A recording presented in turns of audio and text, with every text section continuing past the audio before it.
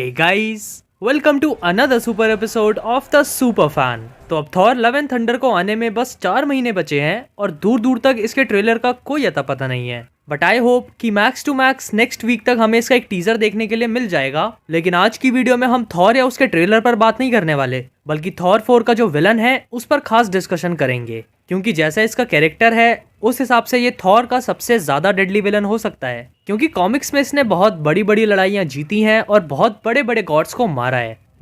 Thor 4 का villain God the God butcher होने वाला है एंड इसका रोल क्रिश्चियन बेल प्ले कर रहे हैं। ये तो हम सबको पता है, लेकिन क्या तुम्हें ये पता है कि कॉमिक्स में गॉर 3 अलग अलग वर्जन्स ऑफ थॉर से लड़ चुका है। खैर, ऐसी ही बहुत सारी इंटरेस्टिंग चीजें हम आज की इस वीडियो में डिस्कस करने वाले हैं। तो कॉमिक्स के सिलेबस के साथ चलिए शुरू करते हैं।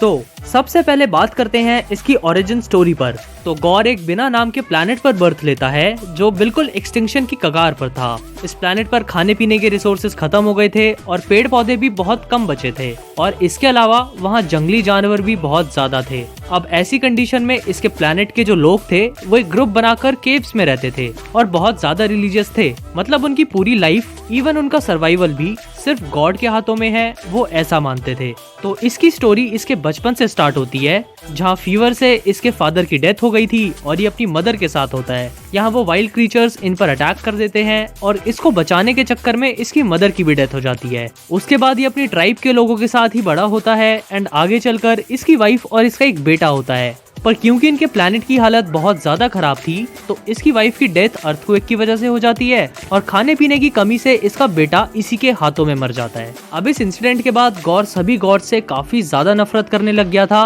और जब वो अपनी ट्राइब के लोगों को किसी भी गॉड को मानने से मना करता है तो वो उसे पत्थर मार के उसे वहीं मरने के लिए छोड़ देते हैं। पर यहाँ उसका एंड नहीं, बल्कि उसकी स्टार्टिंग होती है एज गॉड बुचर, क्योंकि यहाँ पर उसके सामने 2 गॉड्स आकर गिरते हैं जो आपस में ही लड़ रहे थे।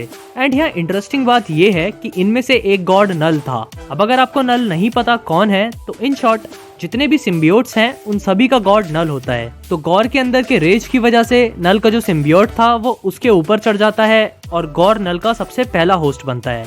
प्लस यहाँ गॉर अपनी लाइफ के सबसे पहले गॉड को मार देता है और नल को वहाँ छोड़कर वहाँ से उड़ जाता है। एंड यहाँ से उसका गॉड्स को मारने का सफर शुरू होता है। और ये गॉड्स को ऐसे ही नहीं मारता, बल्कि उन्हें अपना स्लेव बनाता है और उनकी सेम कंडीशन कर देता है जैसी इसकी अपने प्लैनेट पर हुई थी। अब अगर बात करें नल की, तो यहाँ नल को पता चल चुका था कि उसका सिम्बियोट उसके अलावा भी दूसरों से बॉन्ड कर सकता है। तो सबसे पहले उसने अपने सिम्बियोट से ही अपने लिए नेक्रोस्वॉर्ड और अपना आर्मर बनाया। देन उसने अपने सिम्बियोट्स को अलग अलग यूनिवर्सेस के अलग अलग प्लैनेट्स पर भेज दिया ताकि वो उनके थ्रू सब कुछ देख सके। एंड ये सारे सिम्बियोट्स एक हाइव माइंड से कनेक्टेड थे। तो वापस चलते हैं गॉर पर एंड बात करते हैं उसकी पावर्स एंड एबिलिटीज पर।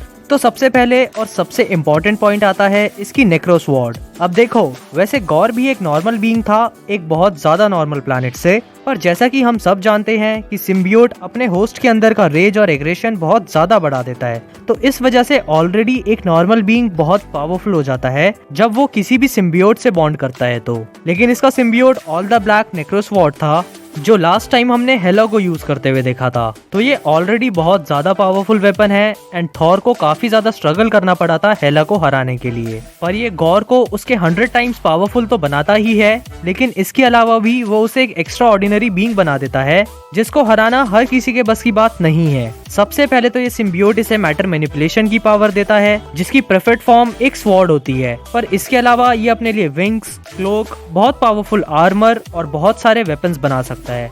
लेकिन रुको, बात यहीं खत्म नहीं होती, क्योंकि इस सिम्बियोट से ये अपने खुद के क्रीचर्स भी बना सकता है जिनका नाम ब्लैक बर्सर्कर्स था। एंड ये भी बहुत ज्यादा पावरफुल होते हैं, मतलब गॉड्स के लेवल की पावर रखते हैं ये। और गॉर अगर किसी भी गॉड को मारता था तो वो उसके पास अपने इसी एक क्रीचर को छोड़ देता था, ताकि अगर कोई और उस गॉड को ढूंढने आए तो वो क्रीचर उसे भी मार दे। एंड ये जो क्रीचर्स थे, इनके पास भी शेप शिफ्टिंग की पावर होती है एंड ये भी अपने वेपन्स खुद बना सकते हैं। इसके पास सुपर ह्यूमन स्ट्रेंथ है, और सुपर ह्यूमन क्या, गॉड लेवल की स्ट्रेंथ है, जिससे इसने बहुत सारे गॉड्स को सिंगल हैंडेडली मारा है। एंड कॉमिक्स में ये थॉर के 3 वर्जन से अकेले लड़ा था और उनको अच्छी खासी टक्कर दी थी इसने। अब ये जो थॉर के 3 वर्जन थे, इनमें से सबसे पहले था यंग थॉर, फिर अपना प्रेजेंट टाइम थॉर और उसके बाद ऑल फादर थॉर, जिसकी पावर्स सबसे ज्यादा होती हैं। अगर बात करें मूवी की तो ऐसा हो सकता है कि मूवी में भी हमें 3 थॉर देखने के लिए मिले। अब जहाँ तक मेरा गैस है 2 थॉर्स तो हमें ऑलरेडी मिल रहे हैं, जिसमें से पहला अपना ओडिनसन है और दूसरी होगी जेन फॉस्टर, जो टूटे हुए म्योलनायर को वील्ड करेगी। अब अगर गॉर इस मूवी में मरेगा तो वो पॉइंट हमें कॉमिक्स से चेंज कर दिखाया जा सकता है, क्योंकि कॉमिक्स में तीनों थॉर ने मिलकर गॉर को मारा था। एंड इसकी यही स्ट्रेंथ इसको काफी ज्यादा ड्यूरेबल भी बनाती है, क्योंकि ये थॉर के लाइटनिंग ब्लास्ट को और ऑल फादर थॉर की थॉर फोर्स को भी आराम से बियर कर सकता है। एंड इसके अलावा वो सुपर ह्यूमन स्पीड से भी तेज ट्रैवल कर सकता है। तो देख रहे हो कितने बड़े लेवल का विलन है ये। और नहीं, लिस्ट अभी खत्म नहीं हुई है, रुको। इसके रिफ्लेक्सेस भी काफी ज्यादा क्विक हैं एंड स्पाइडर सेंस की तरह ही ये भी आने वाले डेंजर को सेंस कर सकता है। एंड इसी फैक्टर की वजह से इसने थॉर को भी कैप्चर करा था। फिर इस सिम्बियोट की वजह से उसकी डेथ भी नहीं होती, यानी वो बिलियंस ऑफ ईयर्स से जिंदा है और अभी भी डेथ उसके आसपास नहीं है। एंड एट लास्ट आता है इसका रीजनरेशन फैक्टर। इससे ये किसी भी अटैक या इंजरी से सिर्फ 4 दिन में ही रिकवर कर सकता है। और एक बार थॉर ने इसका हाथ काट दिया था तो इसने अपने हाथ को भी रीअटैच कर लिया था।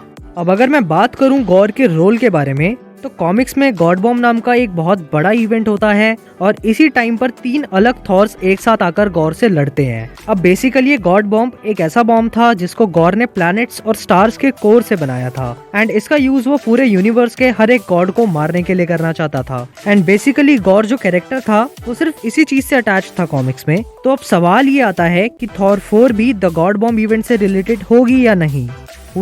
जहाँ तक मुझे लगता है गॉर द गॉड बुचर की स्टोरी पर एमसीयू अपना खुद का टेक लेगा, क्योंकि दूर दूर तक ऐसा सुनने में नहीं आ रहा कि इस मूवी में हमें अपने एवेंजर थॉर के अलावा भी कोई दूसरा थॉर देखने के लिए मिलेगा। एंड हाँ, जेन फॉस्टर थॉर बनेगी, पर उसकी स्टोरी गॉर के इवेंट्स के बाद शुरू होती है। और इस कैरेक्टर को लेकर मुझे ये लग रहा है कि जैसे थॉर रैग्नारॉक में रैग्नारॉक को मेन इवेंट बनाकर हमें हल्क का डेवलपमेंट भी साथ साथ दिखाया था, ठीक वैसे ही ये गॉर को और उसके इवेंट्स को मेन फोकस पर रखकर साइड में जेन फॉस्टर का डेवलपमेंट दिखा सकते हैं। एंड मैं पर्सनली चाहता हूँ कि गॉड बॉम्ब वाला पूरा स्टोरी आर्क हमें थॉर 4 में देखने के लिए मिले, क्योंकि ये बहुत क्रूशियल इवेंट होता है जहाँ हमें थॉर से रिलेटेड और भी कैरेक्टर्स दिखाई देते हैं। अब मैं ज्यादा स्पॉयलर्स ना देते हुए बस वीडियो यहीं तक रखना चाहूंगा। एंड अगर आगे कोई और अपडेट या लीक आता है तो फिर से इस टॉपिक पर हम डिस्कस करेंगे।